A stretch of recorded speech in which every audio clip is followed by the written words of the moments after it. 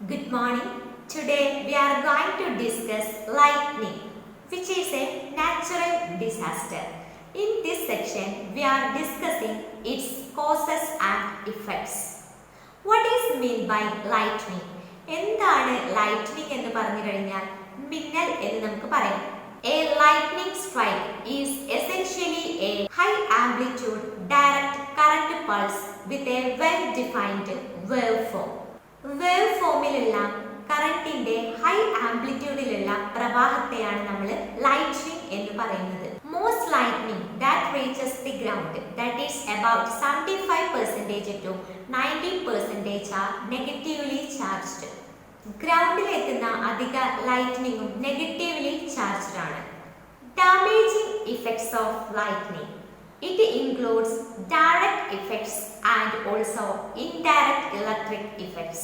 A direct attachment to an unsupported structure usually causes fire and electric damages.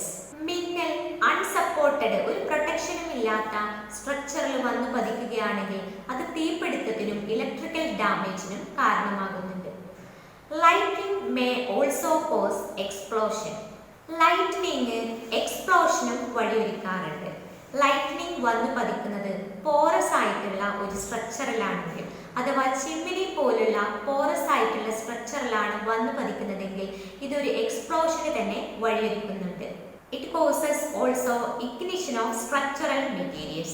Structural മെറ്റീരിയൽസിനെയെല്ലാം ignite ചെയ്യുകയും അതുവഴി ചെറിയ തീപിടുത്തത്തിനും ഇത് വഴിയൊരുക്കുന്നു.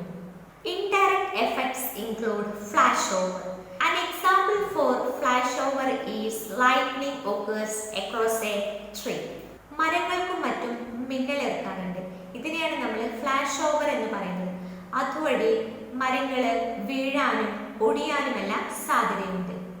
Social and economic losses of lightning includes livestock loss, damages to houses, buildings, barns and other farm-related buildings, damages to farm machinery, damages to fence, loss of trees, forest fires, electrical appliances get damaged, disruption of services, power and communications.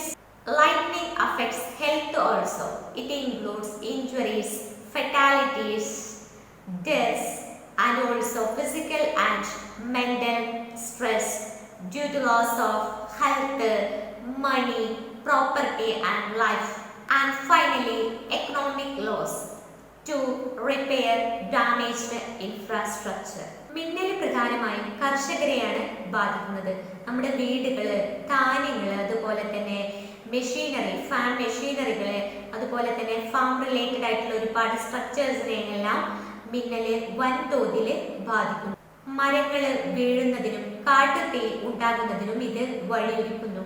Electrical appliances എല്ലാം damage ചെയ്യപ്പെടുന്നു. നമ്മുടെ സർവീസസും പവറും communication മീഡിയംസും എല്ലാം അവതാളത്തിലാകുന്നു. Economic loss നന്നായിട്ടുണ്ടാകുന്നു. നമുക്ക് damage ആയിട്ടുള്ള ഒരുപാട് infrastructure നമുക്ക് repair ചെയ്യേണ്ടതായിട്ട് വരുന്നുണ്ട്. അങ്ങനെ എക്കണോമിക് ലോസ് ഉണ്ടാകുന്നു.